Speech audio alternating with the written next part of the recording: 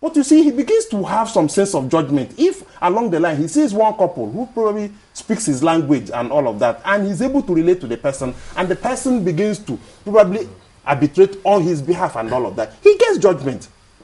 Or he gets what appears to be some little justice. In other words, the point I am making is that given the multi-ethnic nature of Nigeria, state police is simply going to be another way of saying we have gotten state thugs. Because this is very important. In the control of a governor. And I ask you, why does a governor want to control the police? Let's look at case in point in Kano State, where we know that they have a new security outfit. Well, I don't know if I got that right, as Karawan Kwankwanso in the local parlance, Kwankwanso police. And they also have the Hizbah. I remember during Ramadan we talked about the Hizbah here. They go around arresting people who were not observing the Ramadan fast. And these are some form of state police, the way you painted it. But how come, if we say it's not there in the law, in a very subtle way, is creeping in on us without us knowing? You see, that's why I'm telling you that, you see, we're like shooting ourselves in the foot. A situation where we are looking for unity. We are look at police as a unifying organization. It is like the army. It's like the youth service we talked about, where you have opportunity of serving with those who you ordinarily would have not met in your life and all of that. So it is a unity organization. Not only a unity organization, it is a unifying organization. I'm not like saying that those who are proposing state police are talking about abolishing the federal police. What we are saying is that the federal police serves a purpose. And again, the argument against those people who keep talking about knowing the nooks and crannies of a particular place. And with them, they say, if the state police was there, probably Boko Haram wouldn't have been looking at us in the face. And I'm saying, Boko Haram, with the state police, you cannot even handle Boko Haram, as a matter of fact, is even a federal issue. It's not even a federal issue, it is a global issue. So it's not something that can be solved by a local police. That's what I'm saying. And another point I'm making now is that what will appear to be a local police will be putting a uniform on all of these groups, Masop, Besu boys, men, and all of that. And they are now in uniform, empowered by the Constitution to bear arms officially. And you can imagine what happens in such circumstances. A point also has to be made that in cases where these groups that you have mentioned come in to, secure a particular place, the people seem to have a little more confidence in them, especially when it comes to cases of securing their homes or their environment. For instance, you hear in Lagos here, you've given an instance of Lagos, that some areas, well, we don't know about now, but before now, when armed robbery was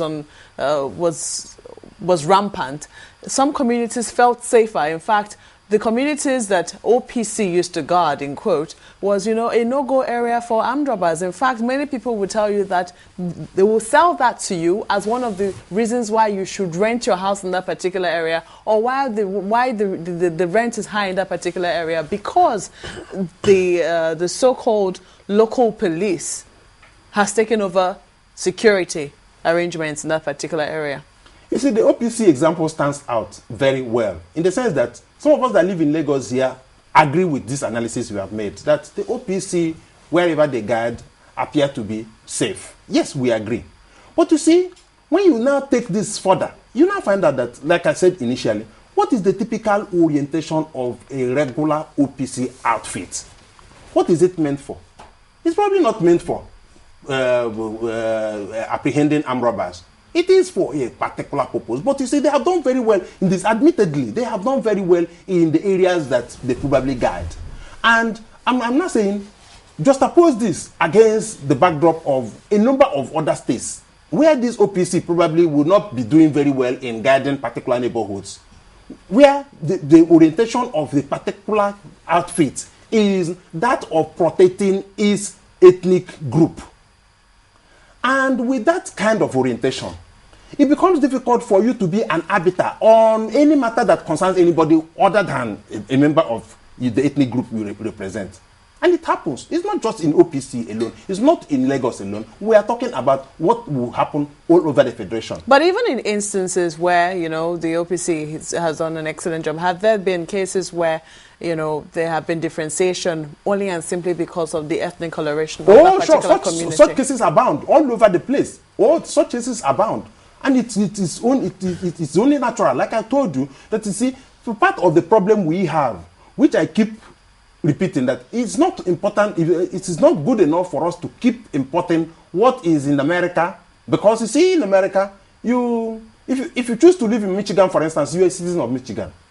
In a country where there is a problem with citizenship and indigenship, a problem where there is a country where there is a problem with settlership and son of the soil, it is hanging, looking at us barely, in the face.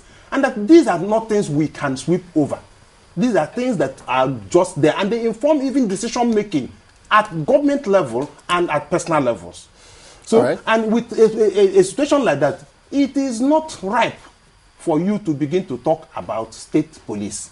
You see, one of the points I made earlier is the point that the police is an arbiter. They are part of the adjudication system of the judiciary, of the justice system of Nigeria. And that if, like I said, I came on percentiles, that about 70% of the cases that arise are decided at the police level. It is only the intractable ones, 30%, that end up in court. All so, right. In such circumstances, you do not need a state police that has both an ethnic, primordial, and sectional orientation. Yes, you've highlighted the challenge we may face with OPC, Masob, Igbesu, Yankalare, Ekomog. But the powers that the states will have, if eventually this state police question takes root, or if they're to go by that, they shouldn't have absolute powers. That doesn't mean the disappearance of the federal police force. We could tailor some of these considerations and see where will the law come in as checks and balances. So if that were put in place, don't we have that capacity to nip or challenge some of these challenges? You see, there's a likelihood of clash of interest. Ordinarily, even with the federal police, you notice that when they are posted to states, and probably some people bring in federal police, there is this rivalry that exists between those who came from Abuja and those who are from the state command. I'm even talking about they belong to the same family of federal police. Not to talk of a situation where some are state police, the other come from the federal level, that is, come from Abuja, as it were. There is going to be some clash. And let me tell you something. Some people are saying we cannot begin to argue on this state police based on what the politicians need, or because the police will be at the whims and caprices of politicians, and the politicians are less than 2%. And I tell you something, that 2% is very significant. That 2% is actually the 2% that controls and uses the police. The regular farmer does not control the police, doesn't know what use it is put to. And let me tell you something that is very regular, and the common denominator of all politicians is that they require the police. Me, as a governorship aspirant, I had my own security outfit. I wasn't even a candidate. My director had already... They just gave you. I had to sew the uniform, make them look like state security, give them dark glasses so that they'll be running around my car looking like they came from the federal, they were state security people. I'm talking about at the level of aspirant, not to talk of a governor. The governor requires, whether he is black, white, yellow, tall, or a politician requires the police. And one thing about the police is that during elections, there are 3 people to bother about. Those days, the dark days of electoral malpractice, before Jega came. If you are able to get the director of state security, you get the police commissioner, and then you get the electoral commissioner. These 3 people will simply deliver you. The word is deliver. They will deliver you. You don't even need to campaign. You campaign for the purpose of showing your face. But the most important person is the commissioner. Why do you think that overnight that they change the commissioners of police in most of the states? Before election. It is because some kind of arrangement has been, because the politician needs the police. Have you imagined the situation where he doesn't need to now go to talk to this federal commissioner, I mean this police commissioner that's coming from Abuja? It is the man he appointed himself as probably the head of his own police that he needs to. He simply calls him in and tells him what to do. But in any case, and if we are trying to deepen our democracy, this is not the time for state police.